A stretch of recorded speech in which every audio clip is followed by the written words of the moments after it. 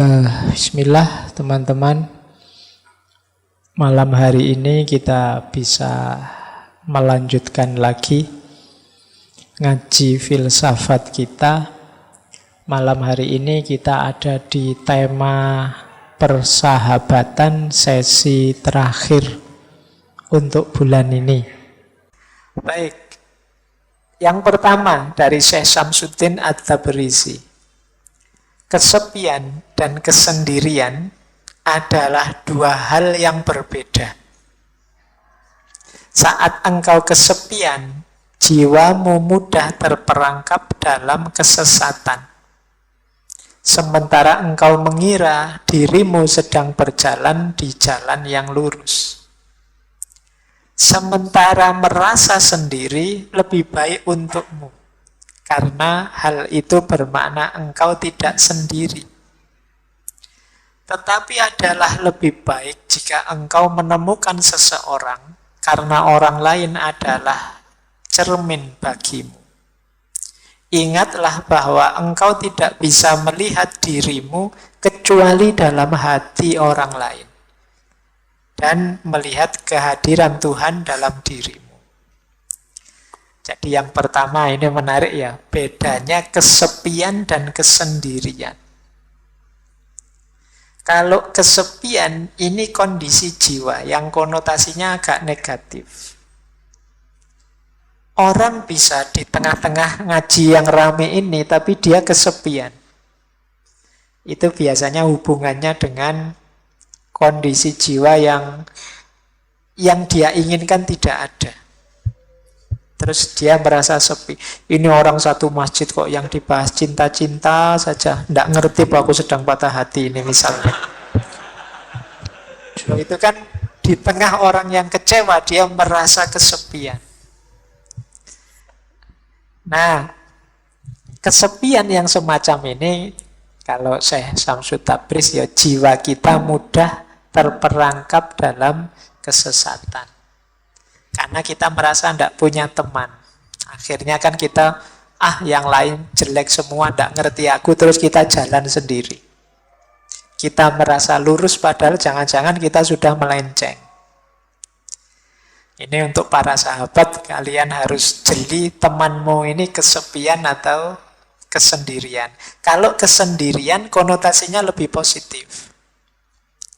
Kesendirian itu yang orang memang sengaja menjauh untuk kepentingan tertentu. Saya ingin sendiri dulu ya. Itu kesendirian. Saya ingin uzlah dulu, ingin membersihkan diri dulu biar tidak banyak terpengaruh. Itu kesendirian. Banyak nasihat-nasihat yang menyuruh kita, yuk ambil waktu untuk sendiri sebentar. Biar tidak terlalu terpengaruh. Nah ini kesendirian. Agak beda dengan kesepian.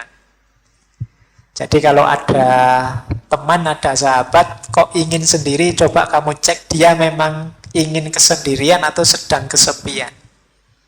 Ini dua hal yang berbeda.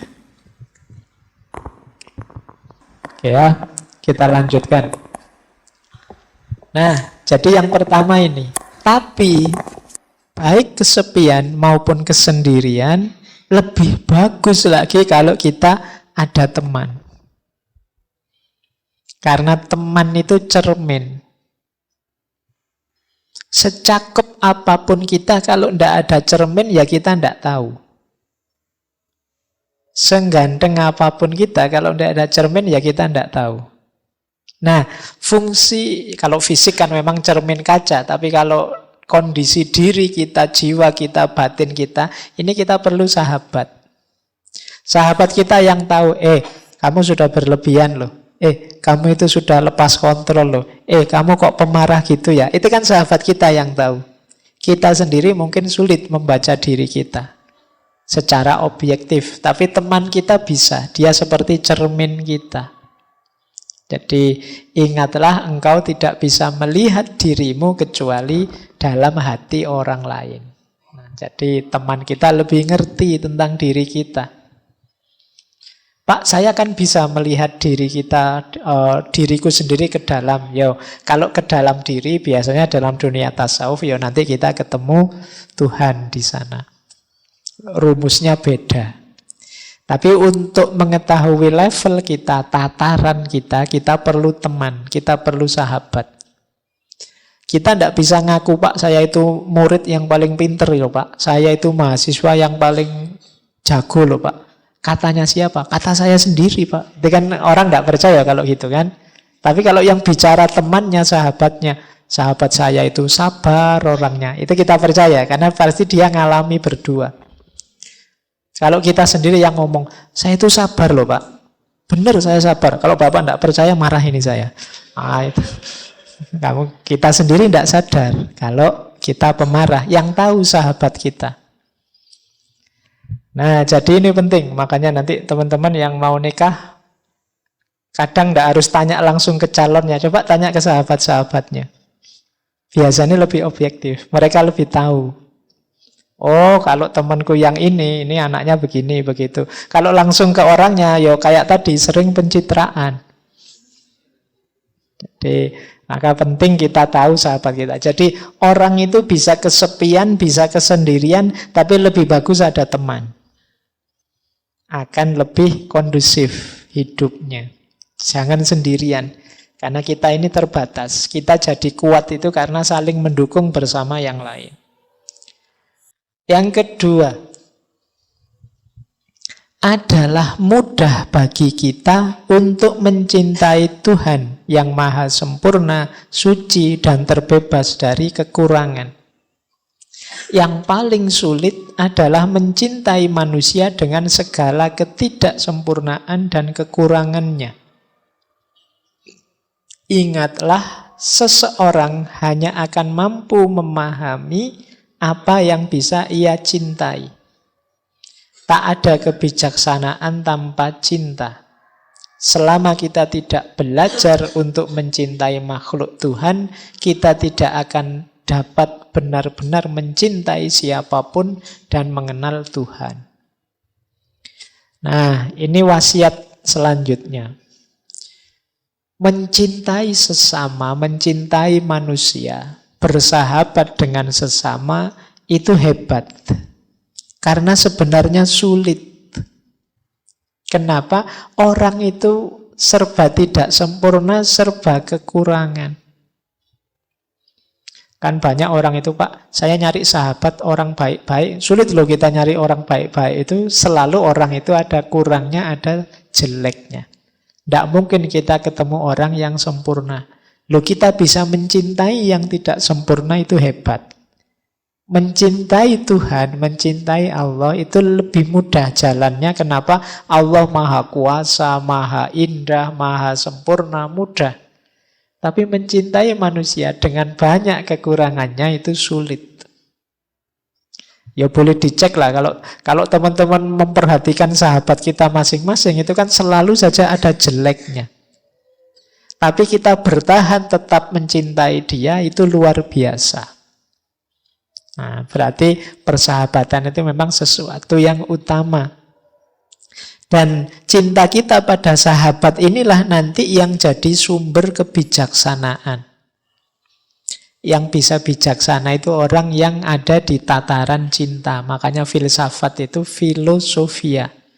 Cinta pada kebijaksanaan. Karena ini level yang hanya bisa dicapai oleh para pecinta. Hanya yang mencintai, yang mau peduli. Sebenarnya kenyataannya begini sih, tapi tidak usah aku sampaikan dulu lah, nunggu hatinya tenang. Loh, bisa begini nih orang-orang yang mencintai. Kalau kita tidak peduli, tidak mencintai Allah, biar segera bebas tugas, tak kasih tahu sekarang aja meskipun dia nanti jadinya kecewa atau jadinya marah-marah. Nah ini levelnya mungkin kebenaran, tapi belum nyampe pada kebijaksanaan. Hanya orang-orang mencintai yang bisa bijaksana. Kadang-kadang mungkin kita punya sahabat yang cerewetnya luar biasa. Kalau ngomong tidak bisa berhenti misalnya. Tapi karena kita cinta padanya, kita peduli padanya, kita bisa menampung sebanyak apapun kata-katanya. Dan kita bijaksana untuk tidak begitu saja marah-marah padanya, begitu saja meninggalkannya. Jadi hanya orang yang bijaksana. Hanya orang yang mencintai yang bisa bijaksana. Nah, jadi rumusnya tadi ya, mencintai orang lain itu hebat. Kalau kita bisa mencintai, itu alamat kita bisa bijaksana.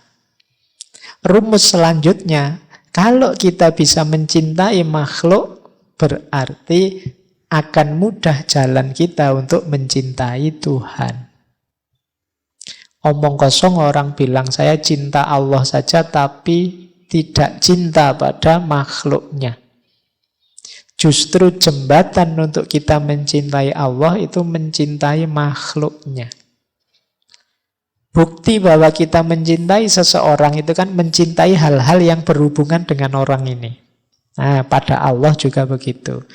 Nah, ini wasiat dari Syekh Samsuddin At-Tabrisi. Mari kita mengembangkan cinta pada sesama, pada makhluk, karena cinta itu nanti akan jadi sumber kebahagiaan dan kebijaksanaan, dan pada akhirnya akan membawa kita pada cinta kepada Allah.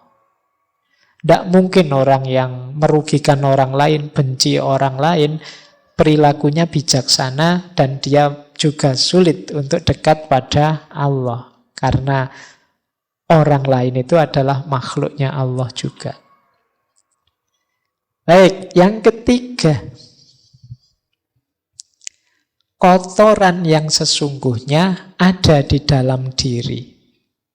Ada kotoran yang tampak dan mudah dibersihkan, tetapi ada satu jenis kotoran yang sulit dibersihkan dengan air bening. Itulah kebencian dan fanatisme buta yang melekat dalam jiwa.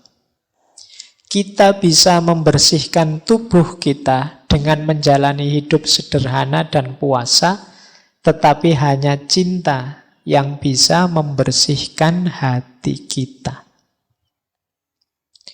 Jadi ada kotoran jasmani, ada kotoran rohani. Kotoran jasmani itu mudah kita bersihkan, ya antara lain hidup sederhana, puasa itu kan membersihkan fisik kita. Tapi kalau kotoran rohani, ini jalan untuk membersihkannya hanya cinta. Kotoran rohani, kata Syekh Samsuddin At-Tabrisi, ada dua. Yang pertama kebencian, yang kedua fanatisme. Fanatisme ini jenis menduakan Allah dengan yang lain. Jadi keterikatan pada yang selain Allah, itu namanya fanatisme. Ini mengotori jiwa kita. Kebencian mengotori jiwa kita, fanatisme mengotori jiwa kita. Obatnya apa? Cinta. Jadi semoga teman-teman bolak-balik mendengarkan kata-kata cinta ini tidak malah bosen ya. Saya khawatirnya cinta lagi.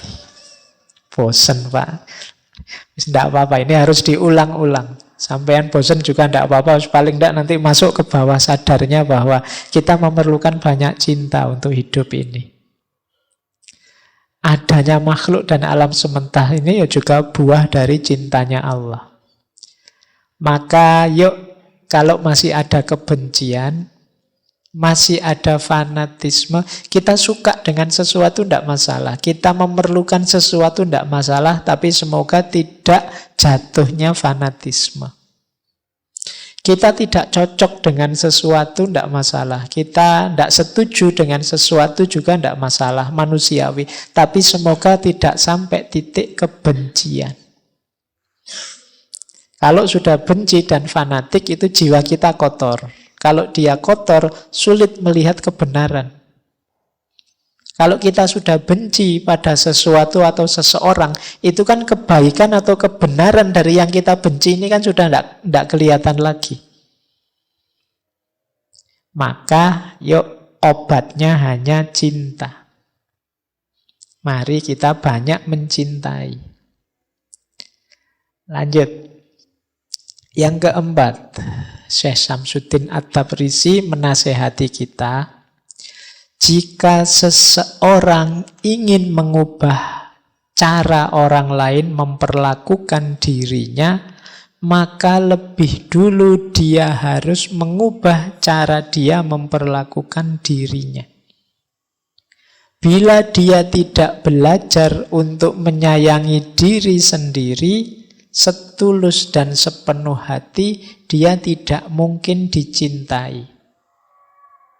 Bila dia telah mencapai tahap ini, berterima kasihlah atas segala duri yang telah ditancapkan orang lain pada dirinya. Itu pertanda dia akan segera dihujani dengan bunga mawar. Bagaimana mungkin seseorang bisa menyalahkan orang lain hanya karena mereka tidak menghormatinya, sedangkan dia sendiri tidak patut dihormati?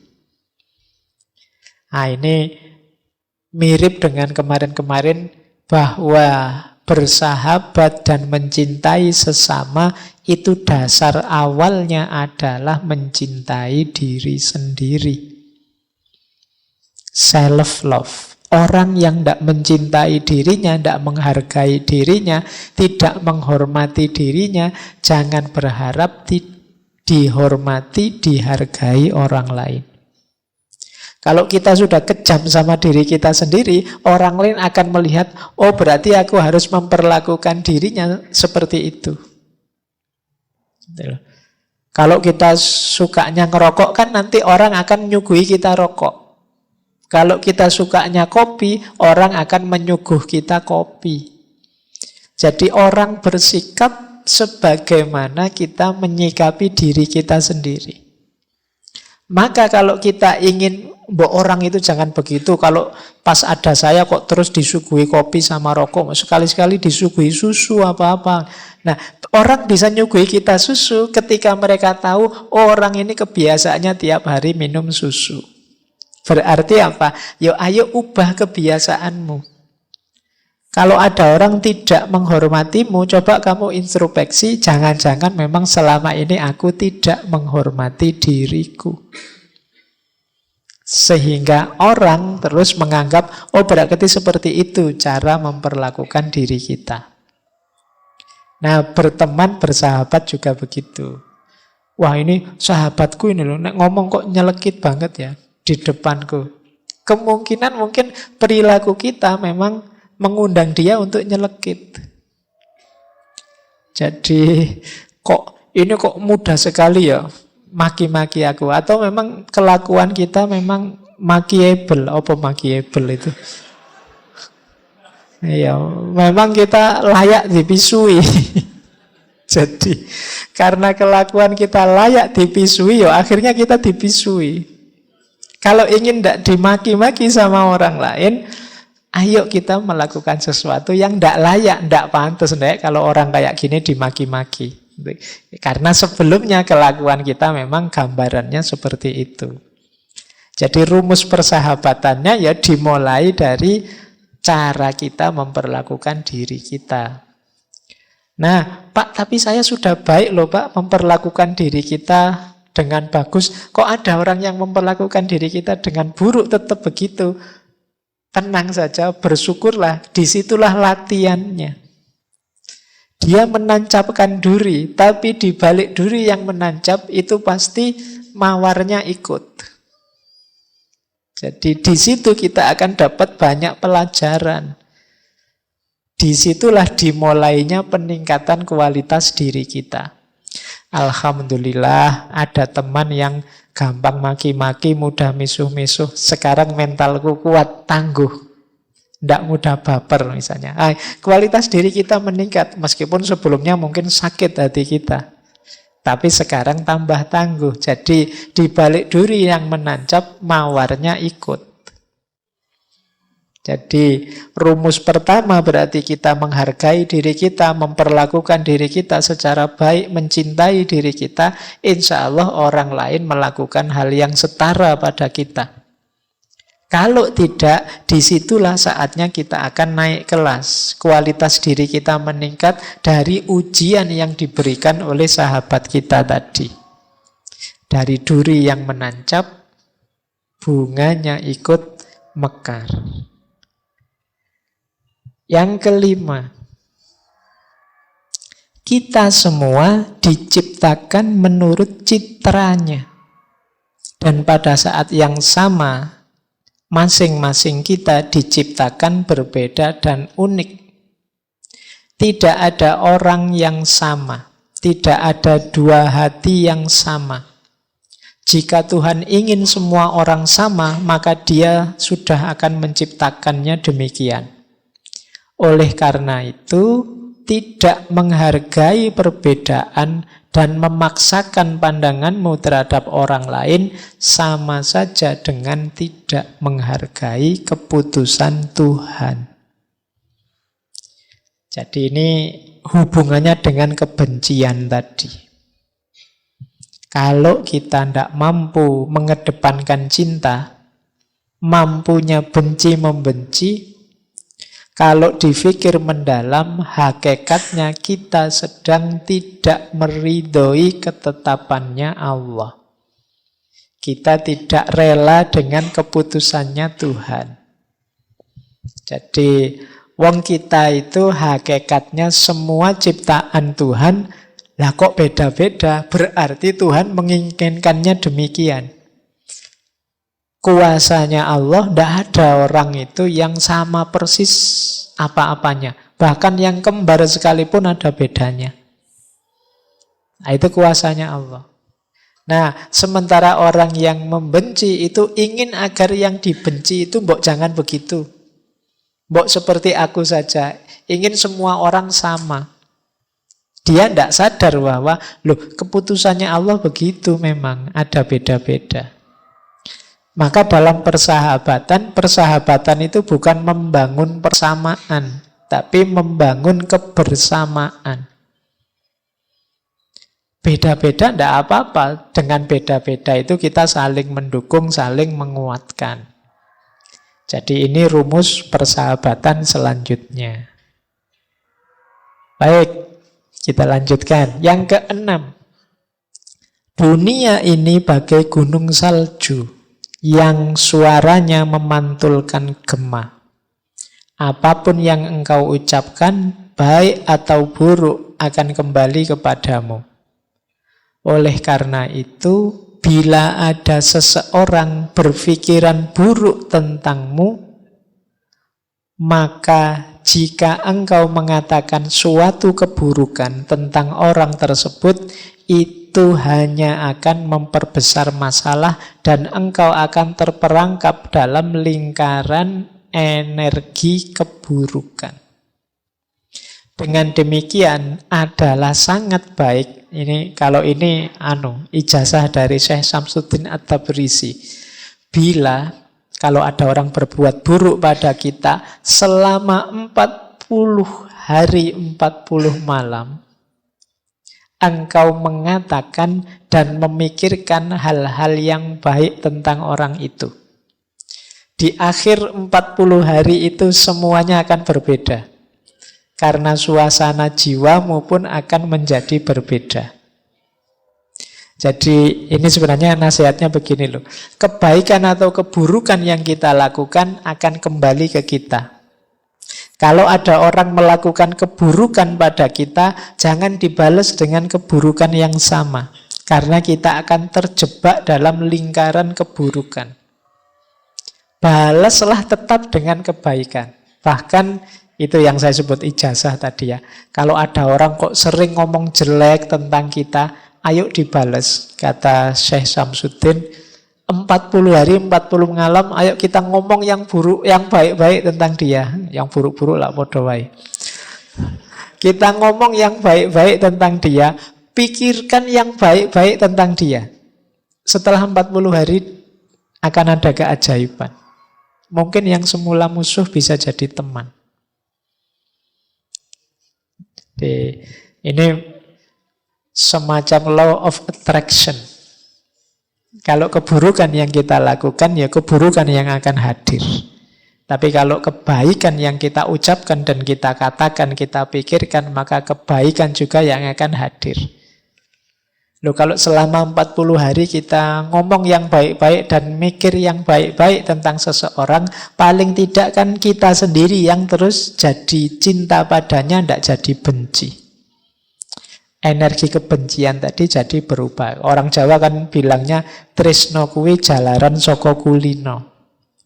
Kalau kita biasakan yang baik-baik, kita akan yang kita benci tadi lama-lama jadi kita suka. Apalagi sampai 40 hari. Pasti terus relasi kebencian akan berubah jadi relasi cinta.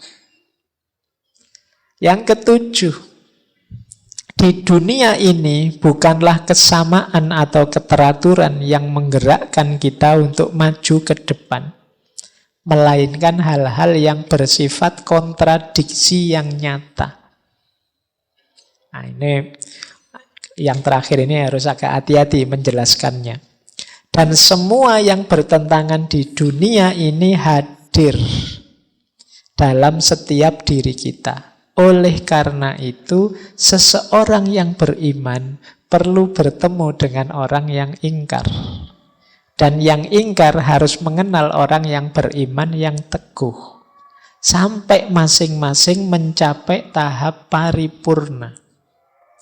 Keimanan merupakan proses bertahap yang memerlukan lawannya, yaitu kekufuran atau ketidakpercayaan. Ini kalau di filsafat namanya dialektika. Jadi kalau kalian ingin ngerti levelmu sejauh mana tataranmu, apakah engkau sudah pas, kamu perlu mencari antitesis. Counter example, mungkin kalau dalam penelitian ya. Jadi, misalnya, kalau kamu ingin menegaskan keimananmu kan kamu perlu, yang tidak beriman itu begini. Ini namanya hukum kontradiksi. Jadi, untuk tahu sesuatu itu ada kan kamu harus tahu yang tidak ada seperti apa. Untuk tahu sesuatu itu baik kan kamu harus tahu batas buruknya di mana. Ini namanya dialektika. Karena tidak mungkin semua orang baik atau semua orang kufur. Ini masing-masing orang ini saling jadi cermin seperti tadi. Maka tidak ada satupun ciptaannya Allah yang sia-sia. Kalau kalian tanya, kok ada ya ciptaan ini, ciptaan itu? Tidak, semuanya ada mainnya, ada manfaatnya. Mungkin kita yang muslim mengambil parameter, ini batasnya kekufuran. Nanti mungkin agama lain juga punya batasnya sendiri, punya dialektikanya sendiri. Ini gunanya berteman, berdialektika. Sampai nanti batas paripurna. Mungkin kita beriman akan semakin beriman, akan semakin beriman. Yang kufur dialektika dengan kita, lama-lama dia juga jadi beriman. Semua lama-lama jadi memuncak. Jadi ini kalau di psikologi mungkin law of polarity, law of contradiction. Jadi hukum kontradiksi. Semakin kalau kita ingin berkembang ya harus tahu antitesisnya. Yang nanti lahir sintesis. Semakin baik, semakin baik, semakin baik. Nah ini kalau yang terakhir ini perlu direnungi agak mendalam. Bahwa baik dan buruk itu sesuatu yang berpasangan. Bahwa hitam dan putih itu berpasangan. Bahwa siang dan malam itu berpasangan. Kepercayaan dan ketidakpercayaan juga pasangan. Nah, dialektika dua inilah yang membuat dunia ini berputar. Dunia ini berjalan. Baik, waktunya ya, monggo yang mau selesai dulu ini karena menuntaskan tadi. Nah, itu saya nulisnya salah, itu harusnya Jalaluddin Rumi, malah tak tulis jenengku. Ya. Kalau lurus-lurus saja kalian tidak melek. Jadi harus saya tulis yang berbeda. Ini awalnya cover jadi harus jadi quotes. Kata Maulana Rumi, perpisahan hanyalah bagi yang mencintai dengan kedua matanya. Sedangkan dia yang mencintai dengan jiwa dan hatinya tidak mengenal kata perpisahan sama sekali. Jadi ya wis, kamu langsung nggak usah tak jelaskan ya, sudah ngerti maksudnya ya. Jadi ya, kalau masih ada diksi perpisahan, ya berarti memang batas cintanya masih di level fisik. LDR itu kan levelnya fisik. Tapi kalau rasa cinta itu sudah ke level jiwa dan hati, ya tidak ada perpisahan. Karena jiwa dan hati tidak terbatas ruang dan waktu. Tidak mungkin bisa berpisah. Kalau engkau sudah hadir di hatiku, dia masih ada di sini atau tidak kan tergantung aku. Meskipun engkau kawin dengan orang lain atau macam-macam, masih ada di hatiku kan. Tidak mungkin bisa hilang. Jadi perpisahan itu ya level fisik yang bisa. Kalau level jiwa dan hati sebenarnya tidak mengenal kata perpisahan. Apa bisa misalnya kalian, aku akan membuangmu dari pikiranku? Tidak bisa. Kecuali amnesia. Ya tetap akan ingat. Tidak mungkin tidak. Oh, kita masih waras. Maka kata Rumi, tidaklah. Orang-orang yang saling mencintai, para sahabat yang saling mencintai, itu tidak mungkin berpisah. Karena kalau tatarannya persahabatan itu mesti nyambungnya sudah jiwa dan hati. Tidak sekedar fisik. Baik, terakhir. Ada satu puisi yang saya suka. Ini mungkin tidak terlalu relate dengan persahabatan, tapi menurut saya penting. Menjadi manusia itu seperti rumah singgah. Setiap pagi ada yang hadir. Bahagia, kecewa, pahit, pikiran sesaat. Yang datang sebagai tetamu yang tidak diundang. Ucapkanlah selamat datang, sambutlah semuanya. Meskipun jika mereka adalah sekumpulan duka yang menghempaskan rumahmu seisinya. Mereka bisa membersihkanmu menjadi ketercerahan yang baru. Urusi setiap tamu dengan hormat. Pikiran gelap, aib, jahat, terima mereka di ambang pintu sambil tertawa. Suruhlah mereka masuk.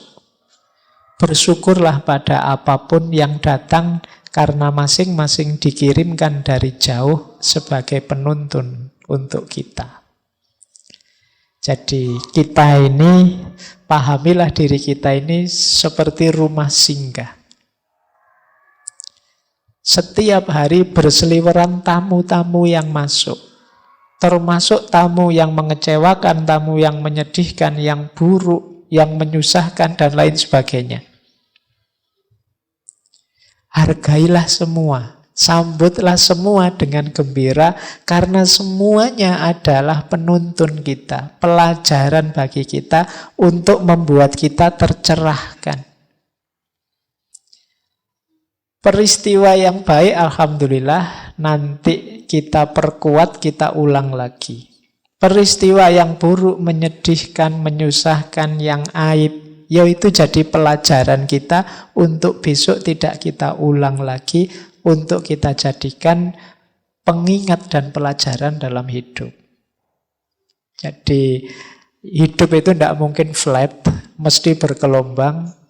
Kadang enak, kadang tidak, kadang bagus, kadang tidak. Sambutlah semuanya dengan gembira.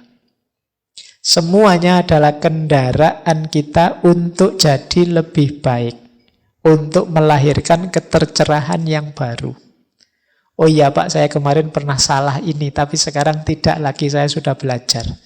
Saya kemarin ketabrak aib ini, tapi insya Allah nanti saya tidak akan mengulang itu lagi. Semuanya akan jadi pelajaran yang melahirkan ketercerahan baru. Yang lama akan pergi, yang baru akan datang. Akan terus begitu. Karena hidup kita mirip rumah singgah. Baik, Nanti mungkin setelah dari sini yang saya sampaikan tadi bisa diulang, direnungi lagi untuk meningkatkan kualitas hidup kita khususnya dengan sesama. Sengaja saya angkat bulan ini tema persahabatan. Paling tidak menyadarkan kita bahwa kita ini apapun yang terjadi, peristiwa apapun yang kita temui, jangan lupa bahwa kita sama-sama manusia yang perlu dukungan dan kebersamaan dengan yang lain. Baik, saya akhiri sekian. Kurang lebihnya mohon maaf. Termasuk tadi agak putus-putus, terdistraksi oleh macam-macam. Semoga tidak dengan manfaat dan maslahat yang kita dapat dari tema malam hari ini. Kurang lebihnya mohon maaf. Wallahul muwaffiq. Wallahu a'lamu bissawab. Wassalamualaikum warahmatullahi wabarakatuh.